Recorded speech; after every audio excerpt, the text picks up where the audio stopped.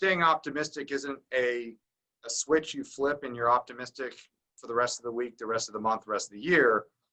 You know, it's an everyday. It's like working out. How do you stay so positive? How are you so optimistic? And that just comes from life experience. What I found with our team is actually when things don't go right.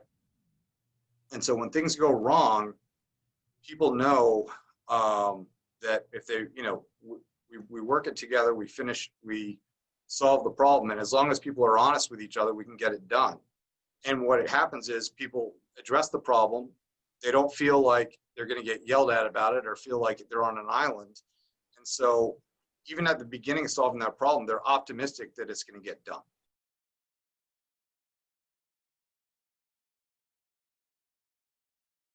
When it comes to optimism and strategy, what I'm not only optimistic about, but inspired is constantly learning about what's being done in places outside of my purview.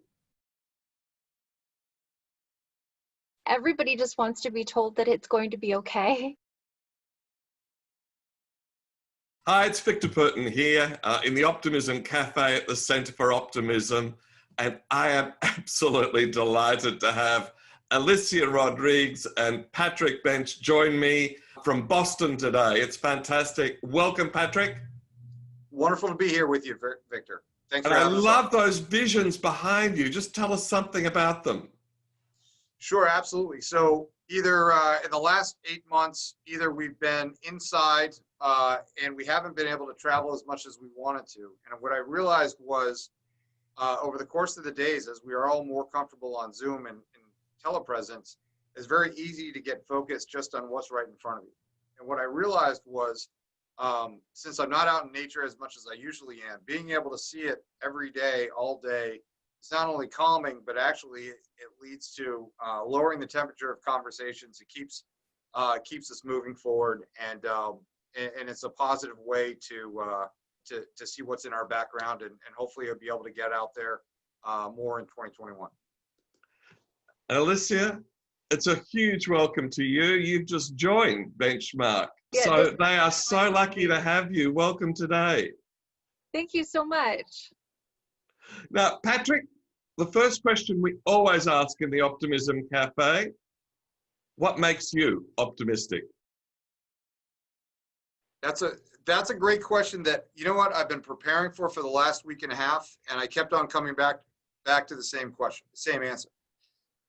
And part of it may sound small, but it's actually reading the newspapers every morning. And it's easy to get caught up in the front headlines of what is not going well. But actually, the more you look, the more you see the hope and the efforts and things that of everyone that have gone well and above beyond what they've ever done before. At the big levels, as we see with the vaccine, you know, vaccines sometimes can take 25 years to get developed, at least 4 within 12 months. To the stories also about who's developing it.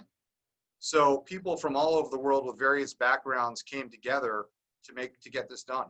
To the local levels, where food insecurity is a major issue, not only here in the US, but around the world. Those that have organized to give what they can, logistics, food, otherwise, in these trying times. I think staying optimistic isn't a switch you flip and you're optimistic for the rest of the week, the rest of the month, the rest of the year. You know, it's an everyday. It's like working out, right? And you have to continue to believe that. I mean, I think for me personally, I'm incredibly fortunate with the family and friends I have around me that we're not next to each other all the time, but we're always checking in on each other. And I think that that's something that a lot of people can relate to, but also there's a building excitement now about what makes me optimist today is there's building excitement about what's ahead in the next 6 months, what's ahead in the next year. And I feel people talking less about going back to normal. I think people are more excited about, you know, pursuing their dreams and everything along those lines. So I was watching an interview with Viola Davis, I think it was on 60 Minutes on Sunday, and she said basically there's no time for casual dreams, right? So, you know, I think as we're coming through this, there's no time for casual dreams, and stay optimistic about it. So Back to you, You Rick. pushed so many buttons there, Patrick. Norman Vincent Peale, you know, the 1952 Power of Positive Thinking, actually wrote, no point doing small dreams, do big dreams. No point doing small prayers, do big prayers. You know, and that underpinning of family. And the other thing, the great coincidence, Patrick, is we're actually running another event on exactly what you say, food security and the optimism of the food banks. And we're talking to Hong Kong and we're talking to Bendigo in regional Australia. So you're all, I can understand. You and I met 11 years ago and you impressed me with your optimism then. God, you've got a great underpinning. And it's also getting it's people getting the recognition, organizations getting the recognition for doing, you know, the incredibly important work, but sometimes the less glamorous work. So what I was so excited to see when I was talking with the newspaper was Boston Globe released their Bostonian of the Year yesterday, and it's a series of people. The Bostonian of the Year is Aaron McAleer, who's head of Project Bread, who is a lead nonprofit that's successfully and doing their best to fight in food insecurity, right? Not all usually the person that gets all the recognition, but the ones that always deserve the recognition. So it means that, you know, we have a lot of great people around us here, but I know in Australia as well. So, Elysia, may I ask you, what makes you optimistic? You know, I mean, I think Pat kind of mentioned this a little bit, but I think optimism is just a continued state of mind in a way, because so many people have asked me this year with so many horrible, terrible things that have been happening to just about everyone in some way, and myself personally, how do you stay so positive? How are you so optimistic? And that just comes from life experience and knowing that, you know, there are going to be a lot of terrible, horrible things that happen, but there are also going to be so many amazing, wonderful things that happen, and it's not always balanced. Sometimes there's more bad than good, but sometimes there's more good than bad. And you know, my life experience and the people that came before me that taught me has given me this continued sense of optimism that I know when there is bad, there will be good, and when there is good, then there will be bad. So it's a continued state of mind for me, and just knowing from experience my own and the people who came before me, the people that I talked to. I was a journalist before this, so I was constantly talking to people, constantly learning from their experiences. And when you put all that together, it's almost hard not to be optimistic. Even when you're learning about tragedy, even when you're learning about terrible things, trust me, within there are good things too. And if you leave yourself open to that, you realize that it is that constant up and down, and it is that balance. So you just know that, you know, at the end of this bad thing, there will be a good thing. I lost my job this year, you know, and I thought that this is the worst time, this is the worst year to lose your job. What are you going to do? And you know, and then months later, I decided to switch careers, and here I am 2 weeks into a new job in a new career and loving it. And if you had asked me in June if that I would be sitting here on Zoom speaking to someone in Australia about optimism, I would never have thought that. But I did know that something amazing would be happening at the beginning of December. It's just an internal thing that you have if you're an optimist, I think. Yeah, and in fact, the science says you're so right, that in fact, life experience is such an underpinning. And there's in fact some good evidence that shows you actually don't hit peak optimism till you're in your 60s or 70s. That it's knowing that, you know, the sun rises again tomorrow, despite whatever has happened. So again, you nail it. Now you guys are, you know, leaders in strategy, you know, politics, the strategy of foreign direct investment, international economics. And we recently did a study with 400 strategy professionals. So 90% of them said that strategy should be an optimistic process. Only 60% of that 90% felt they'd been in an optimistic strategy process.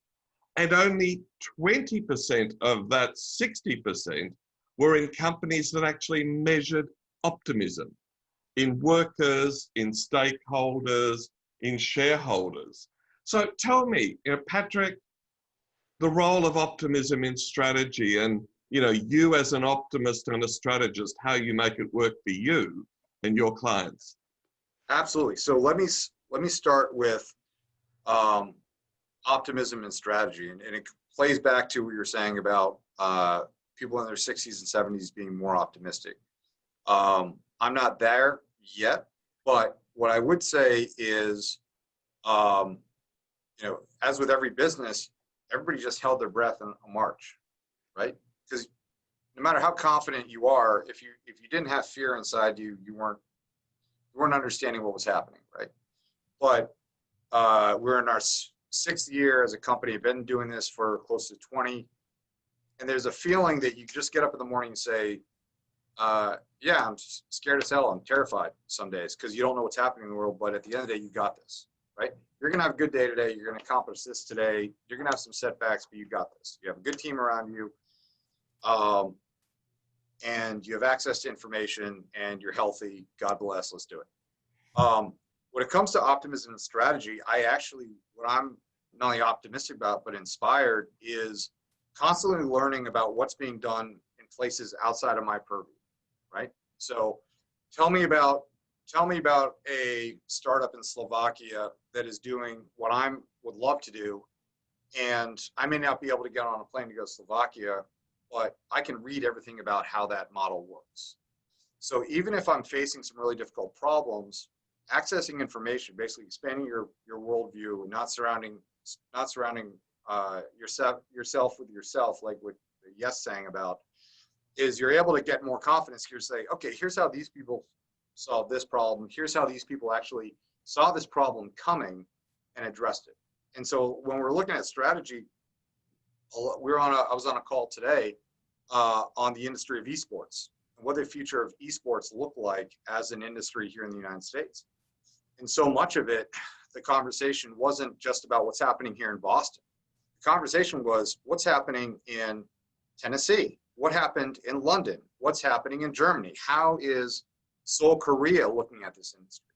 And all of that brings optimism because it's people that are addressing similar problems that know how to solve it, and you're learning from them and you feel a certain level of confidence. In terms of optimism internally, you can't fake it, right? You can't send an email around saying, I care about your mental health, which is a lot of what this is, and then someone needs to take some days off to deal with mental health, and you say, yeah, but you got those 3 Zoom calls, sorry, right? It has to be, that one has to go with the other. I think a lot of optimism also has to, we've seen internally at Benchmark, is supporting our team outside of work. So the more active they are in what they care about outside of work, the more optimistic and energized they're going to feel in work, right? You make sure that, and that's not lip service, right? You have to build that into people's schedule. You have to know that you got their back when that happens. Finally, in terms of optimism, what I found with our team is actually when things don't go right. And so when things go wrong, people know that if they, we work it together, we solve the problem. And as long as people are honest with each other, we can get it done. And what happens is people address the problem. They don't feel like they're going to get yelled at about it or feel like they're on an island. And so even at the beginning of solving that problem, they're optimistic that it's going to get done. And we actually had 5 different client situations this week that we addressed and we took it forward. And clients like to see that confidence on the other side too. So that is absolutely brilliant. And you tell such a good story, Patrick. And you're so fortunate to have Elysia join you as a great storyteller. And I saw some research from Disney, for instance, and Coca-Cola, and some of the other big brands, that people are yearning for stories of optimism and hope. Elysia, so as a storyteller, how are you going to meet that mission? I mean, I think that we are in a time where so many people feel isolated, so many people are forced to be apart. And I think everybody just wants to be told that it's going to be okay. And that is, that is something that a good story in a lot of ways can make you feel. And that's what a story is supposed to do, is make you feel in an ad sense. Yes, it maybe to make you buy a product or do other things, but from a storyteller perspective, I am trying to make you feel something. And in this time, I think that that is what everybody is yearning for, is just to feel okay, or to feel that things will be okay. And with a lot of our clients, I'm seeing that they are doing things that are incredibly innovative. They are surviving, they are figuring out different ways to keep their business going. And when I listen to them talk about that, that's the story that I want to tell. And then I want to tell the next business, look, look at what they're doing. See how it's happening. You can do the same thing as well.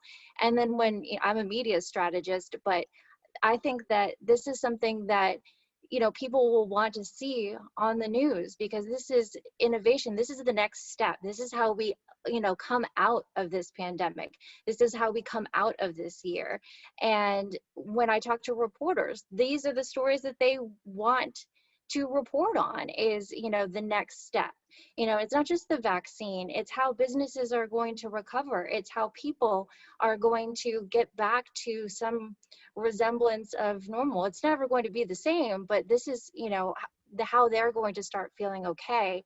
And I think that through storytelling, you can use businesses, you can use clients, you can take what they're doing and weave that in to a feeling. And it's the feelings really that kind of translate into everything that makes us move forward.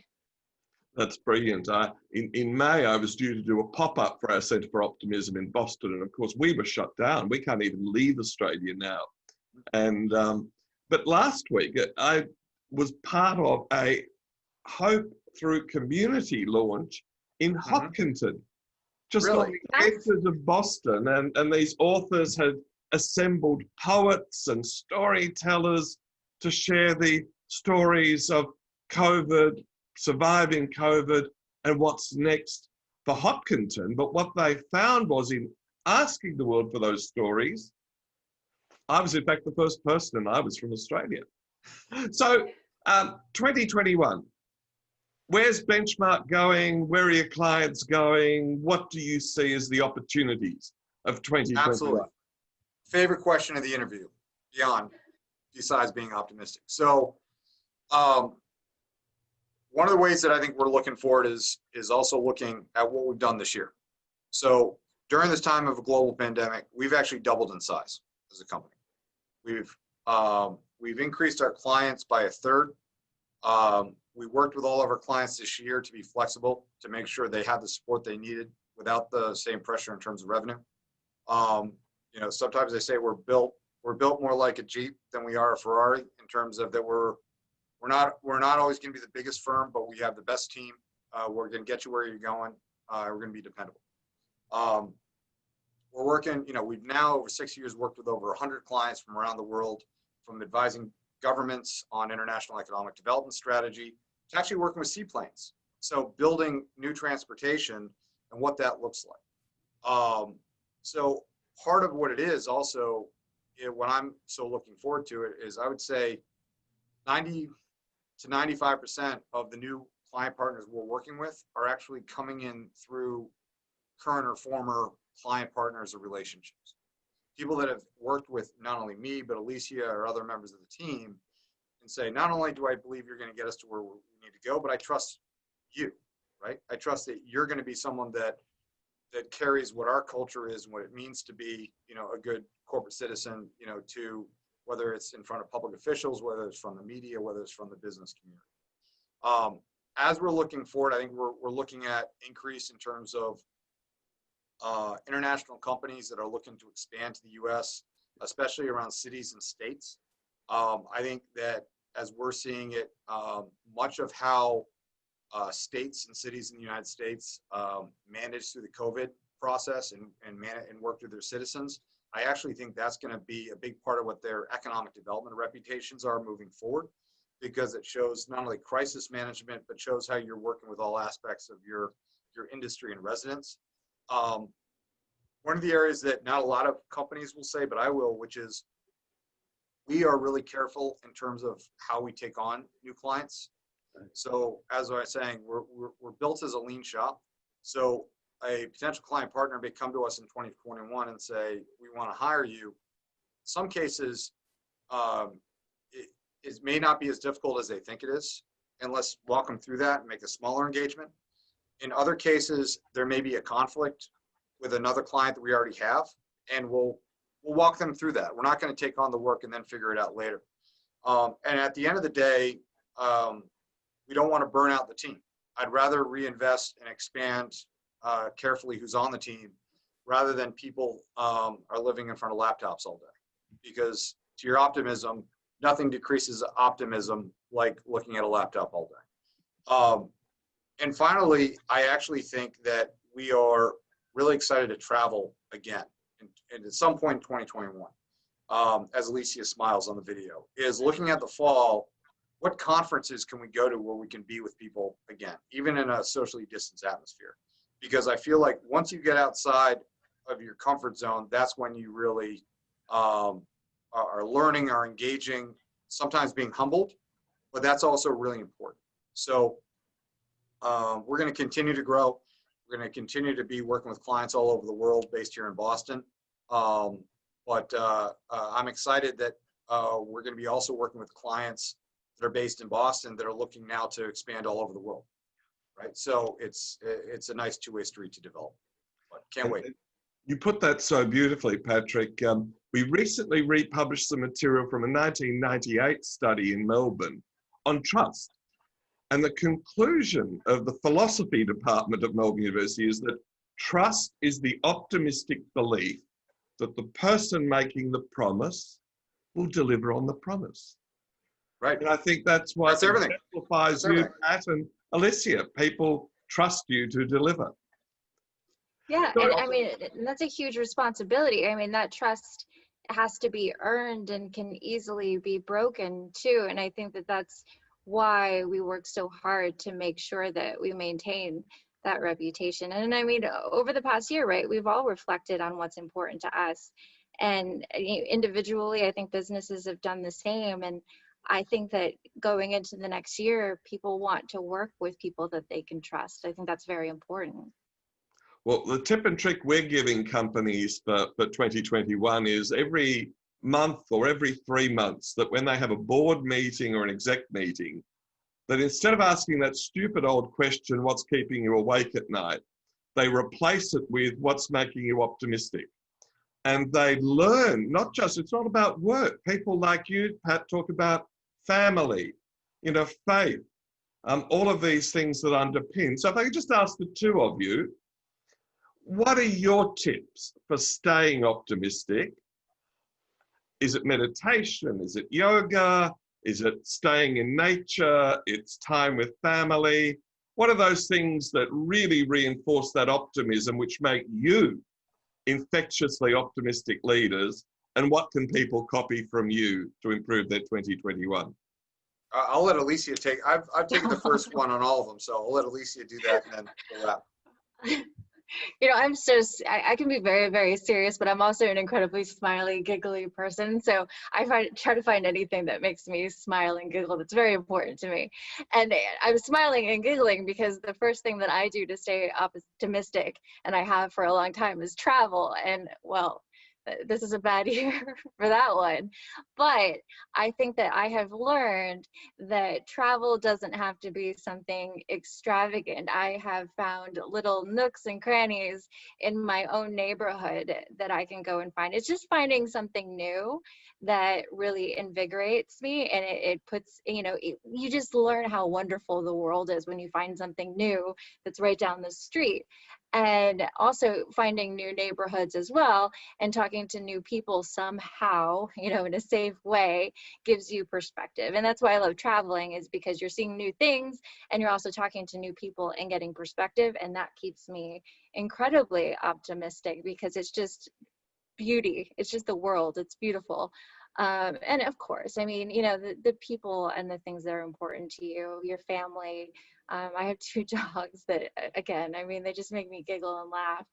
And you just keeping yourself grounded to just nature and your family, your whatever your beliefs are, you know, keeping that as your core will remind you just about all the good things. And I really find something to giggle about. It's 2020. I mean, you have to laugh. Could I just pick Sorry, up Pat. something though? You're smiling and you're laughing. And we've actually just published a new online course called The Habits of the Optimist. Have a Yeah. guess what habit 1 is, Elysia? I hope it's laughing or smiling. Smile like an optimist. Habit 2 Yeah. is laugh like an optimist. And I actually did a presentation to a very large American software company last week. What they loved was I wasn't giving them any complicated formulas. I was just reminding them to smile and laugh. And you're doing that. It's just infectious. I can't help it. But it's the key. It's you know, if Benchmark will do something next year, it's to be fueled by your storytelling, smiles and laughter. So Patrick, the last question goes to you. What are your tips and tricks for staying optimistic, and what can people learn from you on staying more optimistic? Great question. And let me wrap by, Victor, thanks so much for having us on today. What an inspiring way for us to end our week. We've had a terrific week, but an inspiring way to end it and get us excited for Monday and what's ahead. I think there's 2 ways. I think one way is I'm someone, I didn't realize this till later, but I'm an absolute product of my environment in terms of the fresh air and food you put into yourself, right?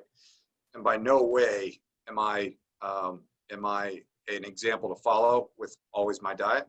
But I will say, I make myself take a 45-minute walk every day before it, just to split up the day. And it's an outside, I don't care if it's 70 degrees or 2 degrees, it gets me out. And I'm walking, and we're here in downtown Boston. So the more you see from a walk versus a drive is pretty astounding. And so just the different visual impact you have of being outside, seeing what's happening. That's number one. One that usually wouldn't be on my resume is I'm a huge fan of The Simpsons, always have been. And so if I'm in between Zoom calls and I have 10 minutes, I'm feeling in a rut, I'll put on like a 10-minute Homer Simpson compilation, and I'm like back in the game. Granted, they wouldn't teach that at HBS, I'm sure, but it keeps you rolling. I'm texting with my good friends that I've loved and can't come up with all the time, and I like, and all it is we're just making fun of each other all the time, but in a good way. Like when someone has a success, no matter how small, especially this year, we're all cheering each other on, and then we'll absolutely make fun of each other, or whoever that person is, like you would a friend. And all of these things are ones that anyone can do.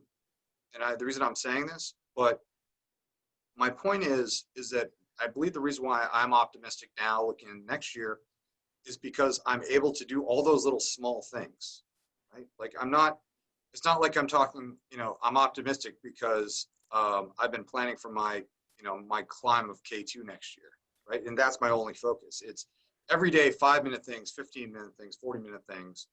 I have a 5-year-old and 8-month-old little girls. I love sharing pictures back and forth with our family here in the US and our family in Colombia.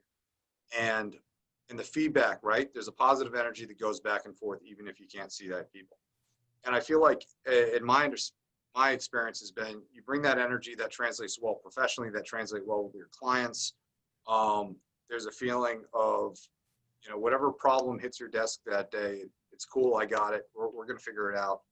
But at the end of it, it's because I have people like Elysia on the team. I have other people that are on our team that if I don't know the problem, I can bring it to others, and we're going to take a deep breath and figure it out. So that's what keeps me optimistic, and it's been a pleasure being with you all today. Well, look, you've both been so generous. You know, we at the Center for Optimism, we say not only is the world yearning for stories of optimism and hope, but what they want is realistic and infectiously optimistic leaders. And McKinsey says that, Korn Ferry says that, and Bob Iger in his book on leadership, 10 features of the contemporary leader, the top one is the infectious and optimistic leader, which epitomizes you, Patrick. It epitomizes you, Elysia. And thank you for your time today. Thank you, Victor. Thank you, everyone.